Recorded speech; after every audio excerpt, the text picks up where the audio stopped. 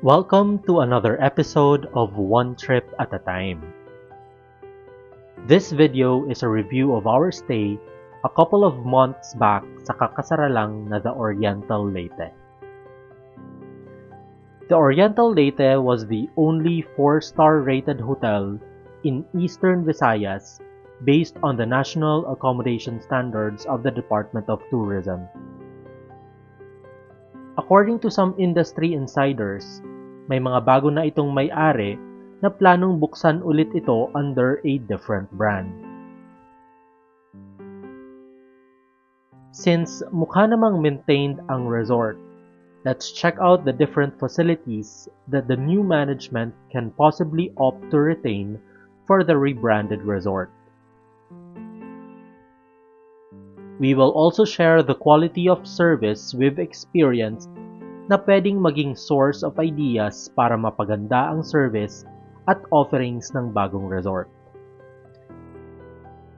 By the way, if you are new in the channel, please do like, subscribe, and tap the notification bell icon to receive updates every time we have a new travel video. The Oriental Leyte is located in the town of Palo, just a 15-minute drive from the airport in Tacloban City. It is situated about 50 meters from the historical MacArthur Landing Memorial National Park. Ang site ng Oriental ay ang mismong lugar ng dating MacArthur Park Beach Resort na isang resort hotel na pinagawa ni First Lady Imelda Marcos. It was later demolished in 2009 to make way for the Oriental Leyte. This will be the second time in history that the property will be converted. We can hope the new management decides on refurbishing the property instead of demolishing it entirely. For the most part, the structures are intact and kept clean, except for the central ponds here, which already has buildup of green algae. Yung 3 grand ballrooms na nasa loob ng structure sa kaliwa can also be kept and even upgraded to allow the new resort to handle conventions, meetings, and events. Facing the pool was the Sandbar, ang isa sa 2 restaurants ng resort. This outlet was actually too close to the resort's main restaurant as they were positioned right next to each other. Tapos, pareho pa silang nag-offer ng buffet na parabang nakikipagkompetensya sa isa't isa. The new management can probably pick another location within the resort grounds to set up the second restaurant. They could design it differently from the rest of the resort in order to give guests a refreshing experience and highlight a different aspect of the resort aside from this pool. Speaking of which, ito ang main pool ng resort. Maganda naman pero mukhang need na ng retiling at remodeling. Since swimming pools are usually a star amenity in resorts, revitalizing this will be one of the best ways to elevate guest experience. On this side, pwedeng lagyan ng elegant furniture tulad ng outdoor sofa, sunbeds, at pool umbrellas. The new management can even take it up another notch by installing in-pool loungers. This will allow guests, lalo na yung Instagram generation, to lounge in the shallow end of the pool and take photos without dipping in the water completely. Lastly, itong mga pergolas or shade structures ay pwedeng gamitin for additional luxury at sun shields. This was the southern side of the resort's shore wing. Dito nakapwesto ang second pool ng resort. However, this area felt dead as it was really quiet and boring. Pwedeng buhayin ng bagong management tong area tulad ng pagbukas nitong sunken bar o di kaya paglagay ng water play area, spa, or activity area.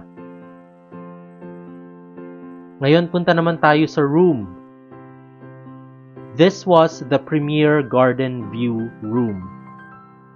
What immediately caught our eyes, aside from the pop of orange pillows, were the floating headboards made of woven rattan that extend from the beds to the ceiling.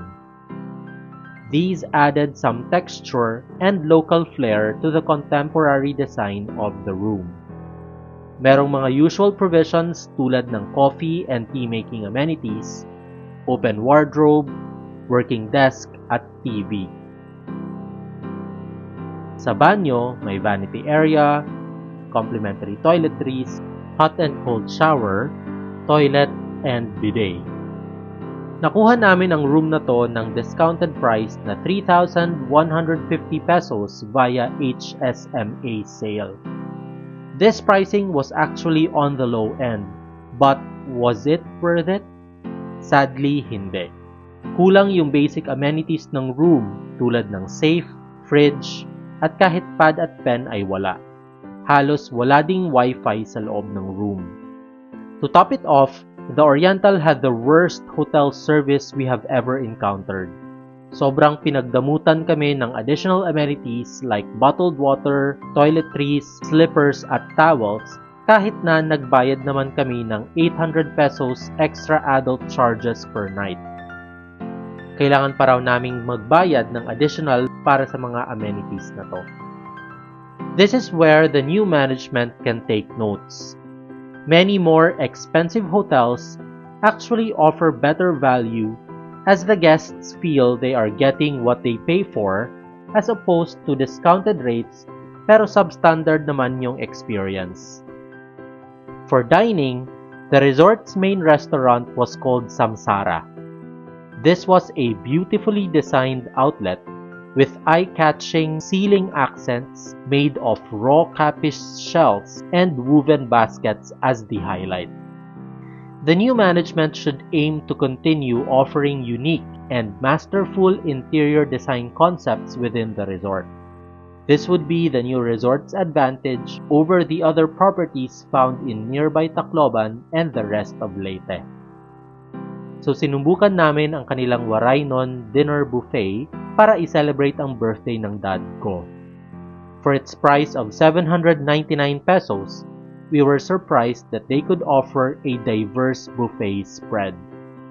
Maraming stations tulad ng salad, noodle, Mongolian, roasting, Waraynon, Filipino, Asian, pizza, bread, dessert, and fruit stations.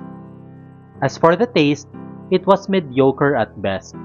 Nagtataka nga kami why some suggested na ito ang pinakamasarap na buffet sa Leyte. However, what really disappointed us with the restaurant was the reality that bad service had even permeated here. Nag-request kami na isama ang dad ko sa list ng guests na babatiin nila.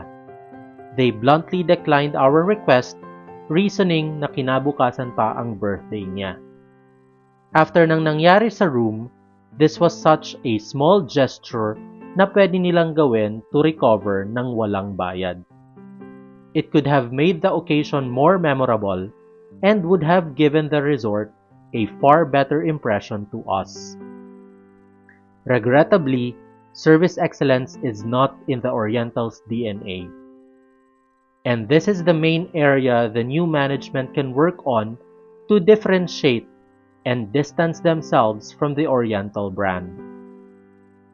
To end this video, we are rating our stay at the Oriental Leyte a score of 5.57, easily making this as the worst hotel experience.